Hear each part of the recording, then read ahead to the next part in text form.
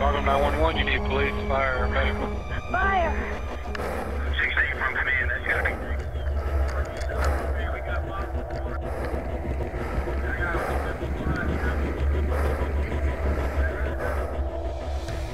be. Not everyone can do what we do at DeKalb County Fire Rescue. You need to be prepared and capable to be a firefighter. That's why you're preparing to complete the DeKalb County Fire Rescue Physical Agility Test. The PAT is made of 8 individual evolutions to be performed back-to-back.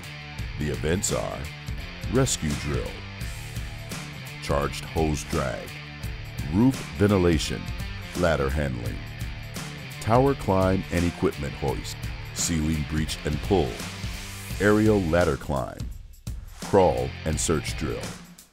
All 8 evolutions must be completed. You will have 20 minutes to complete the first 6 evolutions. For the final 2, you'll be given 5 minutes to complete each. You must go along a predetermined path from each evolution to the next without stopping. This is a pass or fail test. Failure in one evolution or exceeding the time given will result in failure and the test will be concluded. Proper dress is necessary for the completion of the PAT. You must wear long pants. Closed toe and closed heel footwear is required for all evolutions. Watches, necklaces, and other loose jewelry must be removed and will not be permitted. Throughout the test, you will wear an SCBA, self-contained breathing apparatus, and a firefighter's protective gear. A helmet with a chin strap and work gloves will be issued to participants. These must be worn for the duration of the test. To prevent exhaustion and maintain safety, you will be required to walk between evolutions. Running is not permitted. A proctor will follow you throughout the test. They will time you, monitor performance, and provide instruction. Additional proctors will be present during each event. If at any point during the physical agility test you feel nausea or acute discomfort in breathing or chest pain, notify the Fire Academy personnel. Rescue drill. Rescue is one of the most important functions of a firefighter. You must demonstrate the skills necessary to rescue a person when duty calls. The rescue drill evolution is the first in the 6-part sequence that must all be completed within a 20-minute time frame. During the rescue drill, you must rescue a 165-pound mannequin. The mannequin will be placed on the ground in a supine position. A harness has been placed around it to simulate clothing. You must move it 50 feet around a cone and back to the starting point, a total of 100 feet. Some rescuers have difficulty reaching around the mannequin due to its wide chest. When attempting to lift the mannequin, use proper technique, lifting with your legs. Lifting with your back could result in strain or injury. Do not cross the line or handle the rescue mannequin unsafely. Do not wrap the harness strap around your hand or any body part. Do not walk forward while attempting to drag the mannequin. Any of these will conclude the test and result in failure. Charged hose drag. The 1 3/4 inch hose is carried on all fire engines. Often used on the fire ground, it is routinely required by firefighters to perform equivalent tasks. You must drag a designated 1 3/4 inch hose 50 feet.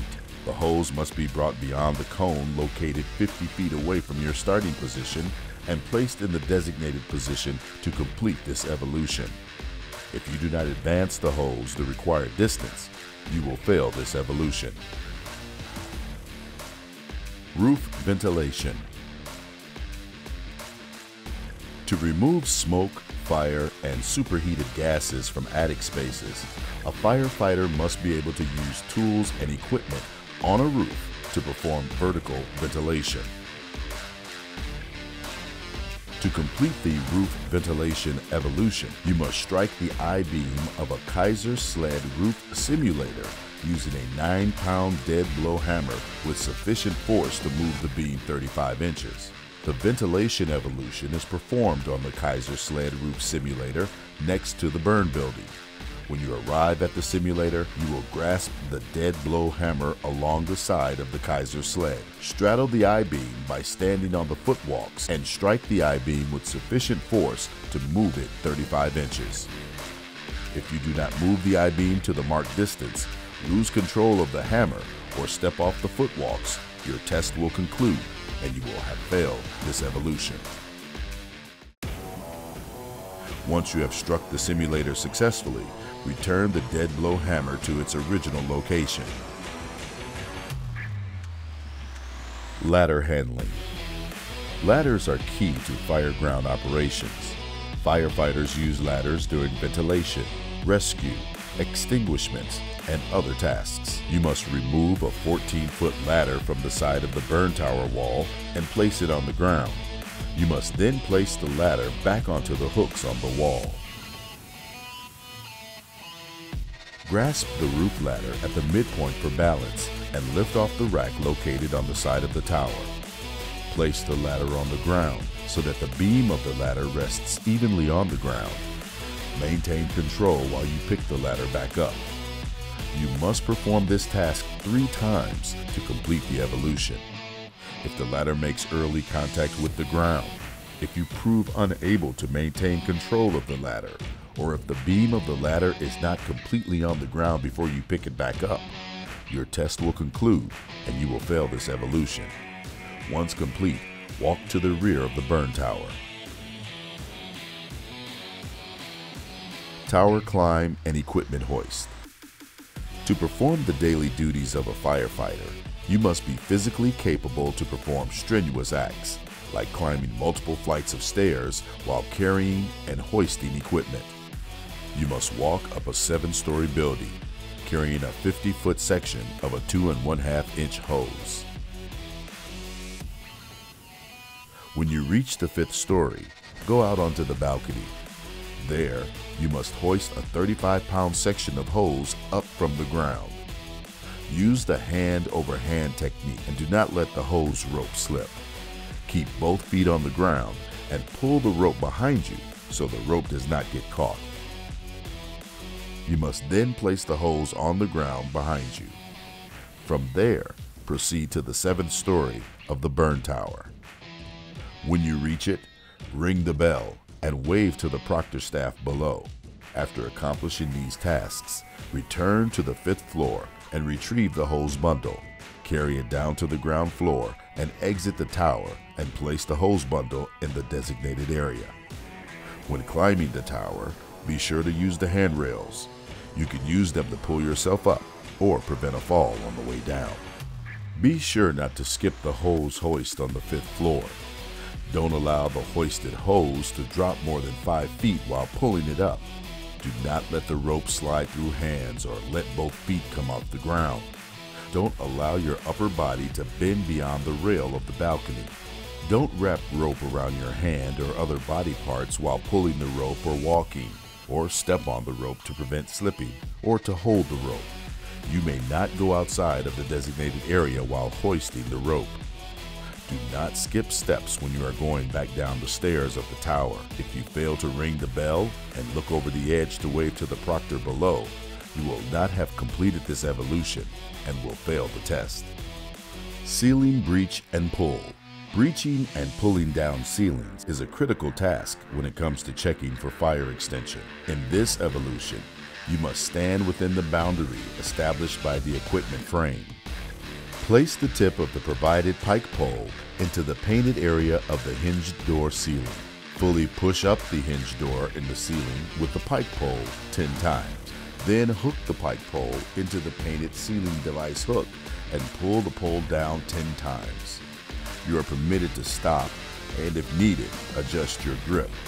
If you fail to successfully complete a repetition, the proctor will call out the word miss, and you must push or pull the apparatus again to repeat the repetition.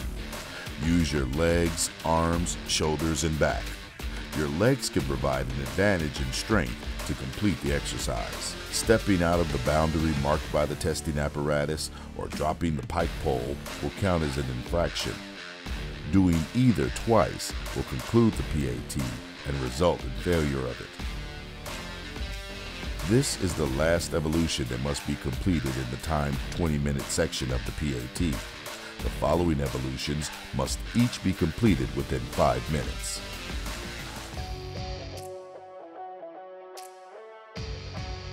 Aerial ladder climb.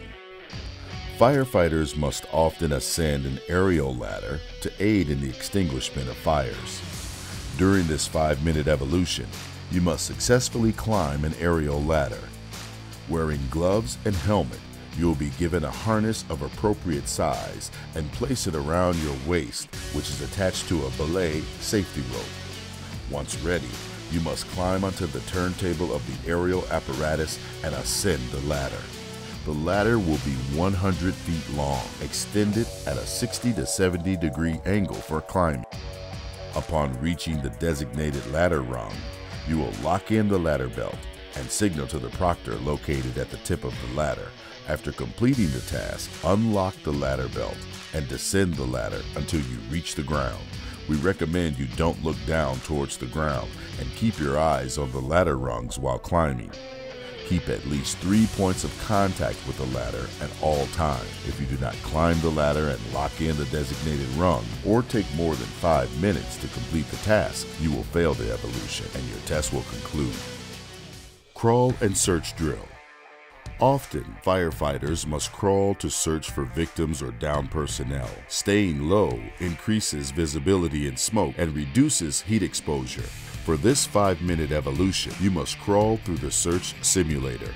Enter the search simulator at the designated point and crawl through it until you reach the designated exit. Crouch low while crawling and keep moving forward until you exit. If you do not exit at the designated point or do not complete the task within 5 minutes, your test will conclude and you will fail the test. Those are the 8 evolutions of the DeKalb County Fire Rescue Physical Agility Test. Remember, this does not constitute training, but is a test evaluating the minimum physical requirements necessary to fulfill your work as a DeKalb County firefighter. Good luck, and we look forward to seeing you succeed.